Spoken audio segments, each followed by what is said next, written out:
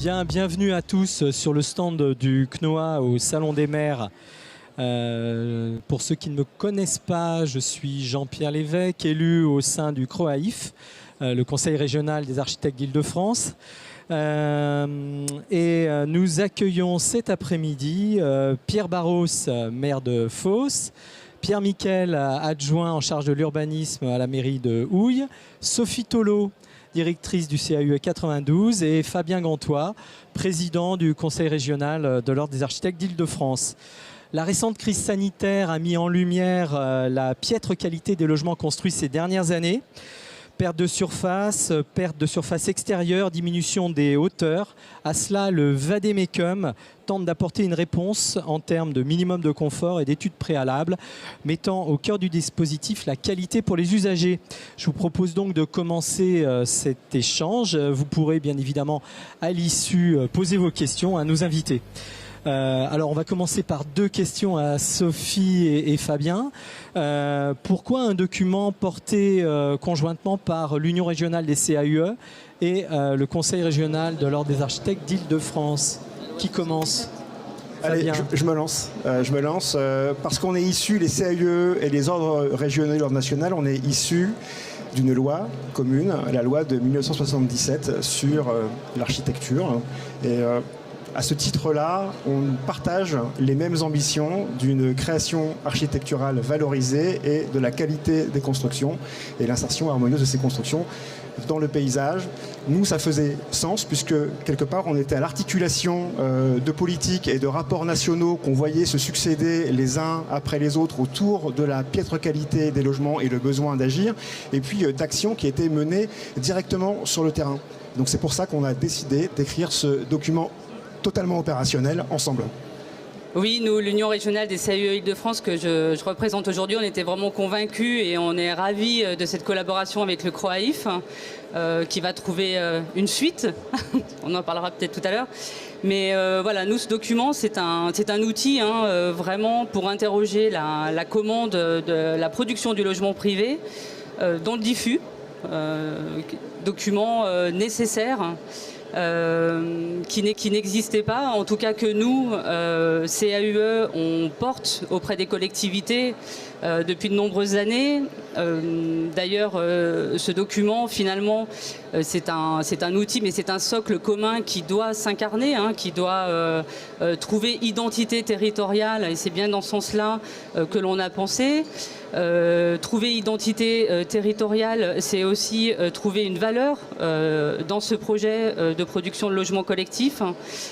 Et c'est bien finalement un peu en tant qu'experts que les CAUE se sont croisés, se croisent avec le CROAIF, puisque ces chartes-là, ces futures chartes, on en réalise déjà depuis de nombreuses années. On avait déjà interrogé cet outil, puisqu'on a un observatoire de la qualité architecturale dans le logement, qui est un vrai référentiel aussi, qui nous a beaucoup aidé pour interroger cette qualité du logement et qu'est-ce qui fait qualité dans le logement collectif.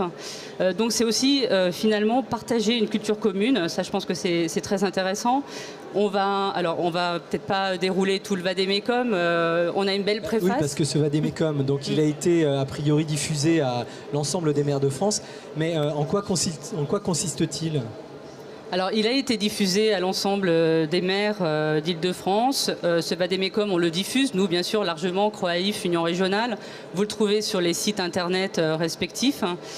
En fait, cette collaboration, elle permet de raconter pas mal de choses, très en amont du projet, jusqu'à la réception. Elle permet aussi d'interroger la commande.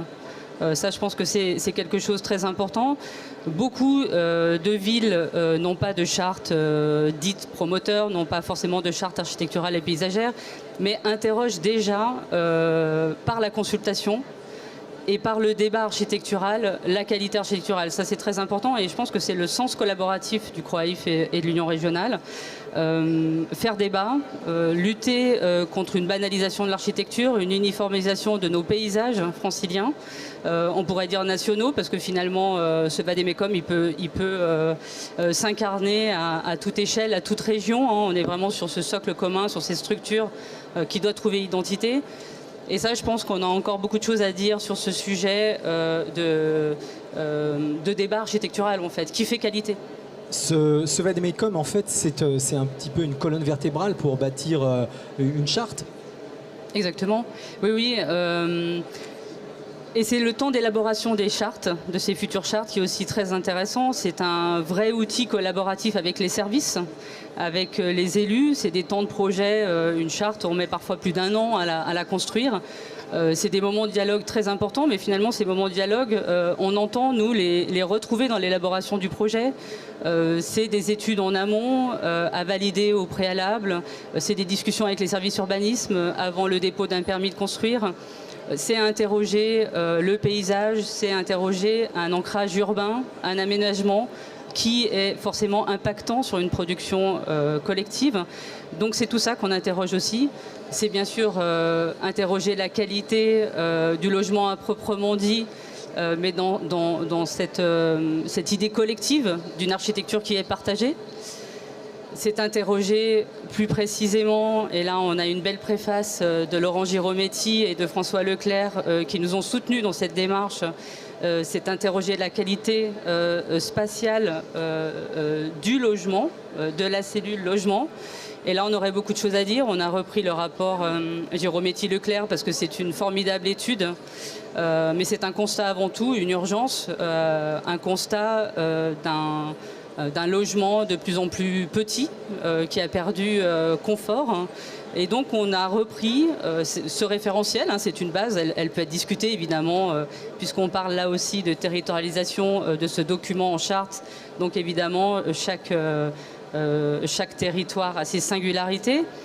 Mais c'est une base, là aussi. Je crois que c'est ça le Vademecum. Peut-être que tu veux en dire un mot là-dessus aussi. C'est une base pour tous, en fait. C'est un socle commun.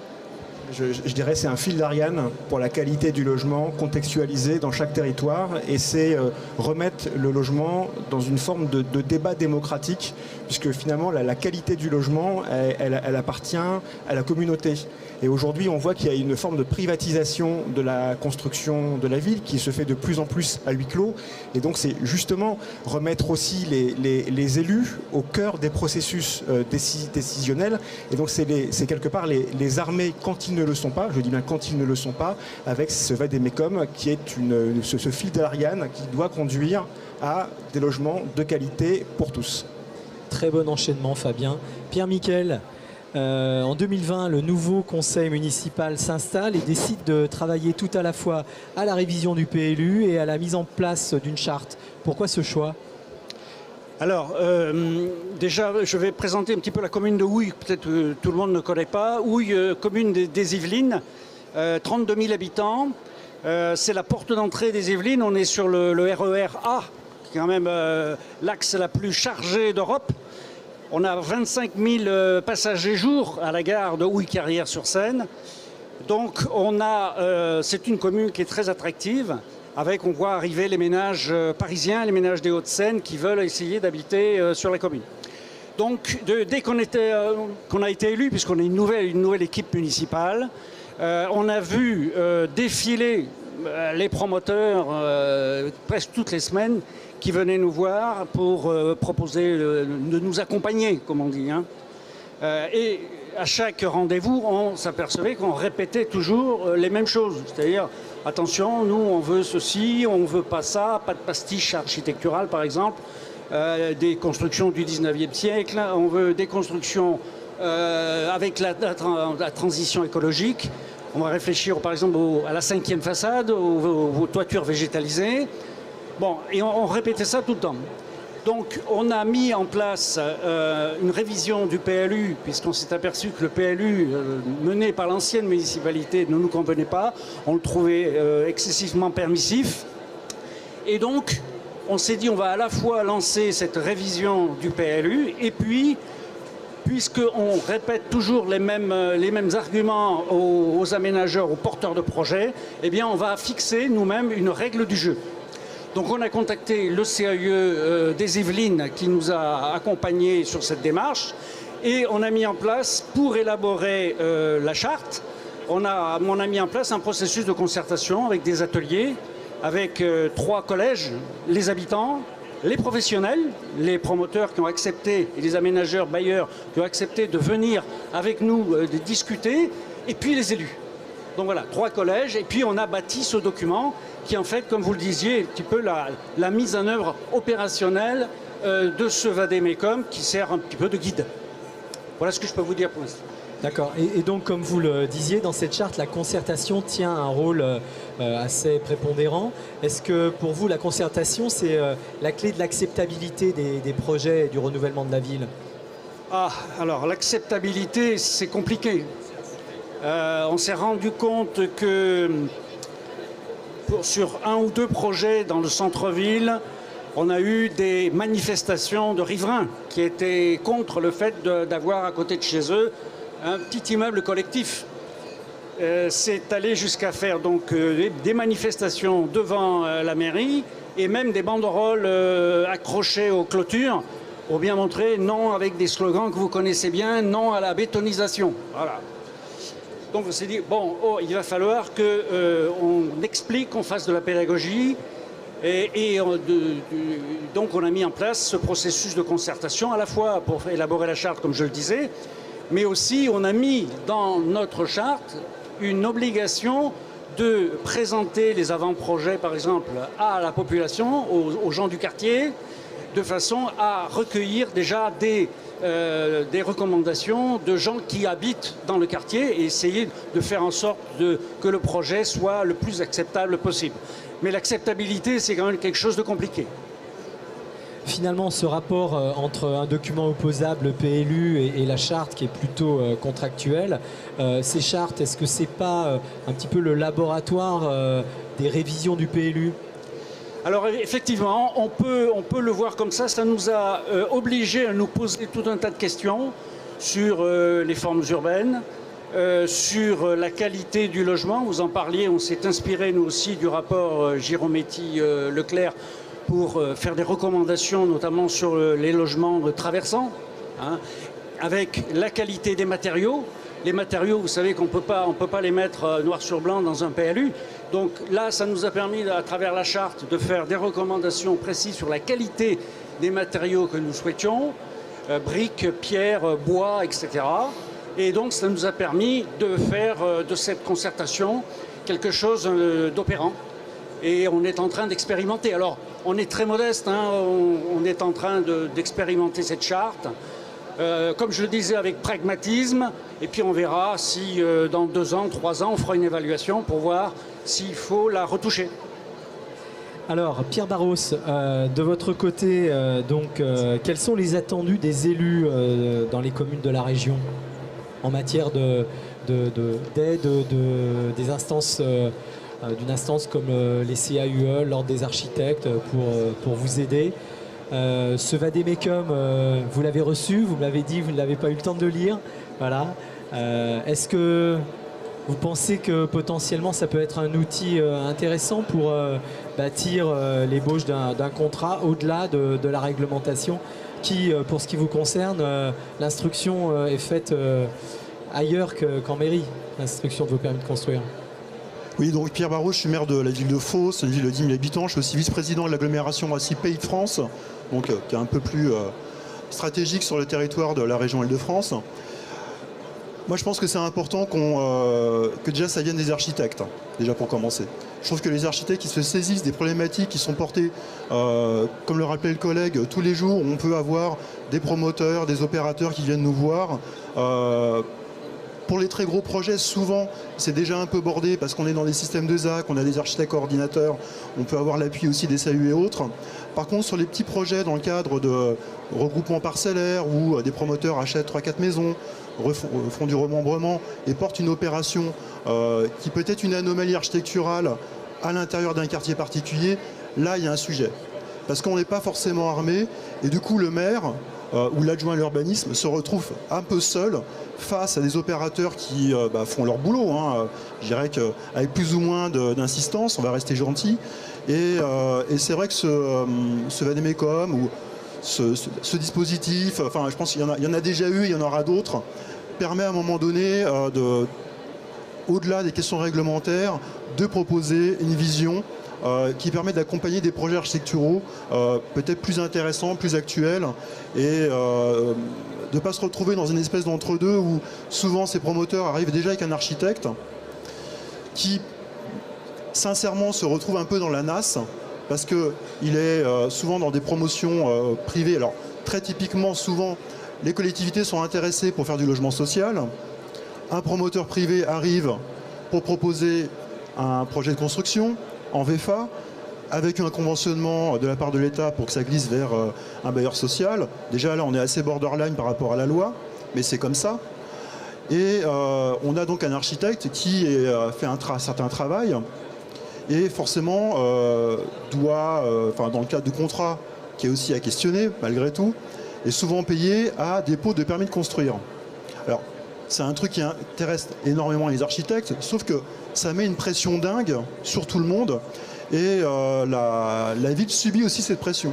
C'est-à-dire qu'à chaque fois qu'il y a des rencontres autour de réunions de travail, on va appeler ça comme ça aussi, parce que c'est souvent aussi des réunions presque d'intimidation, mine de rien. L'architecte avance sur ses fonds propres des études, qui n'est même pas sûr de pouvoir être rémunéré sur le travail qu'il fait, parce que si le permis de construire n'est pas déposé, le travail est... voilà, il ne se passe plus rien. C'est un sujet à part entière. C'est un sujet à part entière, mais en fait, pour moi, c'est un ensemble, parce que je le vois, et je trouve que c'est des méthodes qui sont assez scandaleuses, et peut-être qu'il y a quelque chose à retravailler de ce côté-là. On en parlait avec Fabien tout à l'heure. Et c'est vraiment sur une échelle de projet. Encore une fois, à Fos, on a refait un centre-ville complet dans le cadre de l'ANRU. C'est un petit projet ANRU, hein, c'est un projet à 50 millions d'euros. On a mis presque 20 ans pour le construire.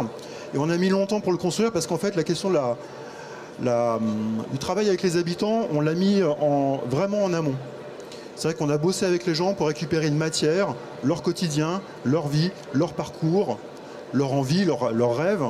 Et ça a été une matière qui a été travaillée après ça avec des professionnels, des architectes, des urbanistes et autres. Et en fait, le travail de concertation, avec les gens, il doit se faire au tout début. Si c'est seulement proposer, faire la communication et tester des choses auprès des habitants, une fois que le travail il est fait, on est sur une autre démarche. Donc c'est vrai que nous, on a travaillé la façon de concerter avec les gens depuis longtemps. À la base, rien qu'à partir de réunions de quartier, par exemple. Mais ce travail-là, on s'est aperçu qu'il fallait le faire d'abord, avant de lancer les études, parce qu'en fait, les études se lancent sur cette base-là. Et donc, ça devient, encore une fois, la matière pour bosser. Donc, la place des habitants, à ce moment-là, elle est importante, parce que du coup, ça permet de parler du projet avant que le projet arrive.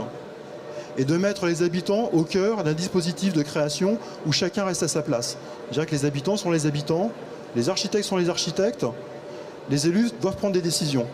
Et il ne s'agit pas de tout mélanger qui créerait du flou et désinguerait quelque part un équilibre et un jeu de rôle, un partenariat qui est nécessaire dans tout acte de création et de portage de projet. Alors, pour le coup, ce Vademecum comporte un volet lié aux études préopérationnelles. Quel intérêt spécifiquement sur votre commune verriez-vous à ce que, en préalable de l'intérêt que viendraient porter des opérateurs privés sur tel ou tel terrain, est-ce que vous seriez intéressé pour déjà identifier des fonciers et lancer ces études préopérationnelles? Est-ce que quelle est votre position là-dessus? En fait, on l'a déjà fait il y a quelques années. On a fait partie, on a été site du concours Europan. Et pour le coup, l'Europan a cette vocation d'aller chercher, tester des choses sur des endroits qui ne sont pas encore avec des projets, des coûts partis. Et avec ce luxe que nous propose Europan sur le fait qu'il y a le temps, on passe un temps important, on a une quantité d'équipes avec une quantité de vision, de parcours qui permet d'enrichir la réflexion. Et on est sur ce qu'on appelait avant de l'étude de définition, au fond. Et ça s'est perdu malheureusement, et c'est peut-être réinventer quelque chose qui a disparu il y a quelques années, de pouvoir financer. Alors ça, c'est l'État, c'est les collectivités, enfin il y a un travail à faire de ce côté-là. Relancer ces études de définition qui n'étaient pas... Enfin, aujourd'hui, on est face à des opérateurs, même d'ailleurs des services de l'État, viennent nous voir en disant, voilà, ils font un travail quasiment sur Google Earth, après ça ils se baladent dans la ville pour voir s'il y a du foncier, des dents creuses, des choses comme ça, et tout le monde fait une espèce de travail de prospection qui est plutôt un travail opportuniste par rapport à du foncier qui pourrait être intéressant pour porter des projets plus importants dans le cadre de densification. Mais on est déjà dans un système marchand. Et que l'étude de définition, pour le coup, elle permet de se sortir de la nécessité de lancer des projets qui doivent être rémunérateurs et du coup qui sont beaucoup plus libres en termes d'attention et d'objectifs. Et je pense qu'on a besoin de ça. Parce que sinon, on est dans le stress complet, on est dans l'urgence et on fait des conneries. Alors, j'ai une question pour nos deux élus, et vous y répondrez dans l'ordre que vous souhaitez. Le fait que ce texte soit porté par deux institutions issues de la loi de 77, finalement, est-ce que c'est un atout dans le rapport de négociation contractuelle que vous avez avec les opérateurs privés? Est-ce que ça fait référence en clair? Alors, pour nous, ce qui est sûr, c'est que, je le disais tout à l'heure, le rôle du CAUE a été prépondérant parce que c'est l'équipe du CAUE qui a animé les ateliers dont je parlais au cours de la démarche de concertation avec des architectes, paysagistes, etc. Et donc ça a été fondamental parce que s'il n'y avait pas eu le CAUE pour nous accompagner, je vois mal comment on aurait pu piloter ce travail, hein. Donc je pense que c'est intéressant, c'est très intéressant que les deux organismes puissent se mettre d'accord pour élaborer cette sorte de charte générale, ce vade-mecum qui est destiné à servir à toutes les communes si possible. Donc la parole des architectes est entendue. Tout à fait. Parfait. Fabien, est-ce que tu veux un petit mot de conclusion avec Sophie ? Oui, avec plaisir. Cette question aussi de la place de l'ordre, je reprécise la place de l'ordre parce que l'ordre n'a pas pour mission de dire voilà la qualité du logement, ça doit être ceci, ça doit être cela. Je pense que notre position ordinale doit être de mettre en place la question de l'écosystème pour que les architectes puissent travailler correctement et œuvrer en faveur de la qualité des constructions et de la création architecturale. C'est vraiment le cœur de notre position en dehors de l'aspect régalien. Et je rebondis aussi sur ce que disait le maire de Fos, hein, sur la question de la ville produit. Je pense qu'il faut vraiment absolument sortir de la ville d'opportunités et de produits financiers purs et revenir vers une question de ville démocratique et donc de remettre du débat et surtout de remettre du temps et d'arrêter de dire que de passer 3 mois de plus sur des études pré-opérationnelles, ça vient gréver un bilan de promoteur. C'est un vrai sujet quand on sait qu'un bâtiment va rester dans le paysage entre 50 et 100 ans et voire sur des durées bien plus longues. Et sur ce sujet, moi je rajouterais effectivement, donc vous n'avez pas lu le vade-mecum, mais finalement c'est vraiment la première partie, hein, vous l'incarnez déjà. Et cette idée en fait d'études préopérationnelles, nous c'était l'envie de porter en fait cette idée d'une même règle du jeu pour tous en fait, et qui doit aussi être là sur la table d'une négociation du foncier. En fait, quand on a affaire à différents privés dans une projection financière où d'un coup 4 parcelles avoisinantes fait un projet, l'idée c'est d'énoncer que ça ne se fait pas tout à fait comme ça. Et qu'il y a des prises en compte bien en amont d'intégration au contexte urbain, d'ancrage environnemental, d'ancrage sociétal. Et la place de l'habitant, évidemment, là-dessus, peut, dans un second temps, avoir toute sa mission. Effectivement, la place de l'habitant dans la production, c'est pas dans ces moments-là, mais quand on engage, et le CAUE, on est aux côtés des collectivités pour accompagner ces temps de projet, quand on engage les choses dans un processus, la place de l'habitant, oui, à un moment. Et ces études préopérationnelles, elles, bien en amont, sont vraiment là, finalement, pour évoquer presque une faisabilité heureuse, une faisabilité désirée, qui va apaiser aussi le dialogue avec les habitants, qui va permettre d'informer, de bien informer, de comprendre le processus d'un projet, parce que c'est des complexités qui ne sont pas évidentes à mettre en place aussi, dans une ville, dans un quartier. Et donc c'est tout ça en fait, hein. C'est l'idée d'une relation assez apaisée et constructive entre tous les acteurs du projet, mais dans le bon ordre. Et juste pour redire 2 mots sur cette étude préopérationnelle, ça peut être une mission réelle à part entière pour un architecte, pour une agence, au-delà de la production du projet, en fait. Mais y compris portée par une autre agence, mais c'est une mission à part entière qui doit se décrire, qui doit se défendre et qui doit être honorée et respectée. Voilà, ça, merci à tous. Je vous propose maintenant de passer un temps d'échange avec les personnes présentes. Vous avez peut-être des questions, profitez-en. Vous avez des acteurs de la ville investis dans la construction de qualité. Alors, en attendant que les timides se soignent, j'ai une question sur l'évaluation. Donc, Pierre-Michel, vous énonciez le fait que voilà, vous aviez mis en place cette charte et que d'ici 2 à 3 ans, vous parliez d'évaluation. Quels sont les moyens pour évaluer alors, les moyens pour évaluer. Bon, pour l'instant, on n'a pas de dispositif très structuré pour évaluer la charte. Je vous dis, on démarre. Hein, la charte, elle a été approuvée en mois de juin. Donc, vous voyez, c'est tout récent. On commence à travers nos contacts avec les promoteurs à voir un petit peu leur réaction. Il y a un truc tout bête hein, sur les locaux à vélo, par exemple, hein, dans les immeubles collectifs. On va essayer d'obliger à mettre un espace pour ce qu'on appelle les vélos cargo. Vous voyez, c'est un nouveau style de vélo, les grands vélos. Et alors, bien entendu, ils se plaignent un peu parce que ça prend de la place. Ça prend un peu plus de place qu'un vélo normal. Vous voyez, il y a des détails comme ça qui font que, bon voilà, on discute un peu, on négocie sur le vélo cargo. Bon, vous allez me dire, s'il n'y a que ça, c'est pas très grave. Mais enfin, voilà pour l'anecdote. Donc, on va voir au fur et à mesure, on va tenir un journal de bord, en quelque sorte, hein, de l'élaboration et de la mise en œuvre de cette charte. Et puis, on fera un dispositif d'évaluation le moment venu. Mais pour l'instant, voilà, c'est encore prématuré. Sophie, oui, moi, je rajouterais finalement sur cette... évidemment, la complexité de l'évaluation, c'est un vrai sujet, mais ces chartes-là...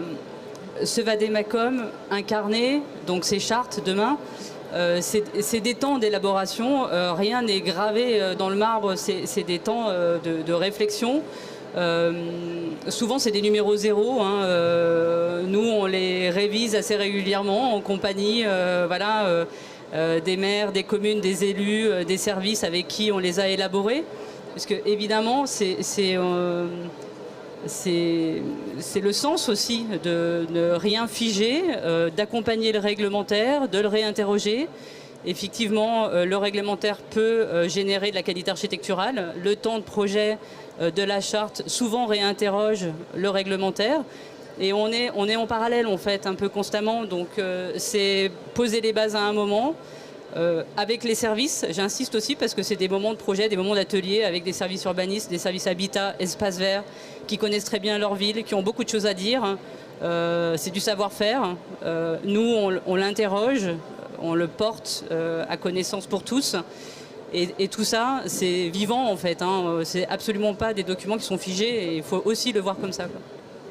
Sur cette question, en tant qu'élu, en tant que maire ou adjoint, la question de l'évaluation des élus, c'est tous les 6 ans, en tout cas pour les maires, et d'avoir des dispositifs qui nous engagent avec méthode de construire avec les habitants. À un moment donné, ça nous permet de faire des choses avec les gens, de créer de la proximité, de partager aussi, tout en restant chacun à sa place. Hein, c'est vraiment très important. Et à partir de là, je ne vais pas dire que c'est une façon de faire campagne, parce que la campagne, ça peut avoir une version très très large. Mais malgré tout, je pense que c'est un super outil pour travailler avec les gens et pas que travailler avec les gens quand on en a besoin d'eux, notamment quelques mois avant les élections. Je suis assez caricatural dans mes propos, mais au fond, le travail avec les gens, je dirais au long cours sur l'ensemble du mandat, quand on a des outils comme ça, faut se jeter dessus, faut vraiment y aller. Surtout que c'est quand même des sujets qui sont assez compliqués, ça peut être assez casse-gueule. L'acceptation, par exemple, de 80 logements à un certain endroit, c'est les gens qui habitent autour, je peux vous assurer que même s'ils sont pour le logement social, même si globalement ils sont pour la réalisation de projets d'une manière générale, quand c'est derrière, au fond de leur jardin, à côté de chez eux, c'est pas tout à fait la même chose. Oui, je voulais compléter ce que disait le maire de Fos, c'est-à-dire que ce moment de concertation initiale, je pense qu'il va pouvoir trouver une preuve d'évaluation sur aussi les recours sur les permis de construire. C'est que ça permet de déminer, je ne dis pas tous, c'est pas forcément la martingale, mais ça va être un élément d'une démocratie participative qui va à un moment dénouer ça. Et puis il y a la question effectivement de ces 80 logements théoriques qui arrivent dans un site, mais c'est peut-être 80 logements qui vont arriver, qui vont peut-être prendre un peu de vue, un peu de lumière, mais c'est aussi 80 logements qui vont peut-être, grâce à la concertation, donner quelque chose, un programme complémentaire à la ville, peut-être un commerce sur lequel peut-être les habitants aussi auront une voix à exprimer. Donc je crois que c'est vraiment la question du dialogue avec évidemment la place de l'élu, qui est la sienne, mais un retour de dialogue contextualisé dans un temps donné qui permet aussi au projet de sortir. J'imagine que ça va aussi aider, en tout cas en région Île-de-France, à la sortie plus rapide de logements. Plus rapide mais avec qualité. Mais alors, une petite question encore une fois aux élus. Ces chartes, elles ne sont pas opposables et elles viennent rajouter une couche supplémentaire par rapport au seul texte opposable, enfin tout du moins le PLU. Comment pensez-vous présenter encore une fois aux opérateurs privés cette contrainte supplémentaire et qui encore une fois n'est pas opposable mais repose sur la bonne volonté de tous les acteurs ? C'est vrai que la question du fait que ce ne soit pas opposable est un vrai sujet en soi. Pour moi, l'aspect réglementaire qui est opposable, c'est le PLU. Et si ce document, par ses pratiques qu'il génère, peut enrichir le PLU dans le cadre de révision, c'est peut-être la bonne voie. Donc, moi, tout de suite, je me dis qu'on a... Mais ça peut être une réalité différente, mais on n'a pas forcément intérêt d'empiler les documents opposables. Par rapport aux opérateurs, je dirais que si un projet au bout du bout, même s'il y a eu un travail qui a été fait, on s'aperçoit que le projet n'est pas bon, pour différentes raisons. On ne signe pas, c'est aussi bête que ça. Et alors après ça, il peut y avoir des recours aussi dans d'autres sens, mais je dirais que si l'exercice n'a pas été jusqu'au bout, en tout cas que le travail qui a été fait avec les architectes, avec les opérateurs, parce qu'à un moment donné, il faut payer pour voir, il peut y avoir une parcelle, un regroupement parcellaire, on s'interroge, comme ça d'emblée on n'est pas chaud, mais pourquoi pas? Et puis au bout de quelques mois on s'aperçoit que le truc ça marche pas. Ou alors il faut racheter une parcelle à côté, ou il faut changer d'échelle pour différentes raisons. Mais en tout cas si le promoteur qui parfois est très insistant nous dit écoutez on y va quand même, parce que il y a des accords sur le fond, de toute façon c'est la mairie qui aura raison, c'est le maire qui signe. Donc le monde est cruel pour les promoteurs aussi. Après ça, il faut aussi sécuriser la place de l'architecte dans ce genre de jeu de rôle, parce qu'il y a certainement un truc à bien consolider et à sécuriser sur le travail des architectes sur cette période-là. Alors, chez nous, la question de l'opposabilité, c'est une des premières questions qui a été posée. On a présenté le projet de charte à une commission que nous avons créée qui s'appelle la commission du temps long, avec des habitants. Et la première question, ça a été, bon, votre charte, mais est-ce qu'elle est opposable? Et on a dit non, elle n'est pas opposable. Par contre, on demandera aux promoteurs de la signer pour s'engager. Il y a toute une série de recommandations. Et pour nous, on a affirmé depuis le début que la charte était complémentaire au PLU. Le PLU, c'est la règle. Et puis la charte, tout ce qu'on a mis dans la charte sur les études amont dont on a parlé, et ça va jusqu'au chantier, à la gestion du chantier vis-à-vis des riverains aussi pour essayer de réduire les nuisances. Tout ça, c'est un chapitre de la charte. C'est pas dans le PLU. voyez, donc il y a des éléments qui viennent se compléter. Et donc, cette complémentarité, on l'a affirmé, et en principe, les habitants ont bien compris que voilà, le rôle des deux outils était indispensable. Donc si j'ai bien compris, finalement, plutôt qu'une couche supplémentaire, c'est surtout définir une même règle pour tous et qui permet justement de rajouter une forme d'équité dans la manière dont les opérateurs privés ont accès à la ville. Merci à tous. Est-ce qu'il y a des questions dans le public? Oui. Oui, je me demandais en fait si c'était un choix délibéré d'avoir fait de ces principes seulement un texte et aucune image. Pour des architectes, je trouve ça un peu étonnant. Ouais. Oui, c'est une bonne remarque. C'est vraiment exprès, comme on dit. Puisque ces documents, ils doivent s'incarner dans une identité, dans une singularité de la commune. Peut-être demain le territoire, pourquoi pas. En tout cas, ne pas montrer, ne pas imager un propos, c'est vraiment laisser la personne qui va incarner ce document, enfin la personne de la commune, le CAUE, les habitants, les services qui vont mettre en œuvre ce document-là, de réfléchir à eux, qu'est-ce qui fait leur culture partagée, qu'est-ce qui fait identité dans la ville. Nous au CAUE des Hauts-de-Seine, mais je pense que c'est le cas dans plein de CAUE, souvent sur ces documents chartes, on a une première partie qui montre et qui explique la ville. Vous qui venez construire pour la première fois à Houille, à Fos, dans quel système, dans quelle continuité, dans quelle évolutivité vous allez vous installer. Et c'est assez intéressant, et on a même maintenant des documents où finalement on a presque des fois une double entrée, c'est-à-dire que ces documents sont largement diffusés également aux habitants. Et il y a une deuxième lecture possible, mais ça après c'est chaque élu qui décide un petit peu de ce qu'il veut faire avec cet outil. On a une entrée plus professionnelle avec, comme vous le soulignez, des notions d'engagement.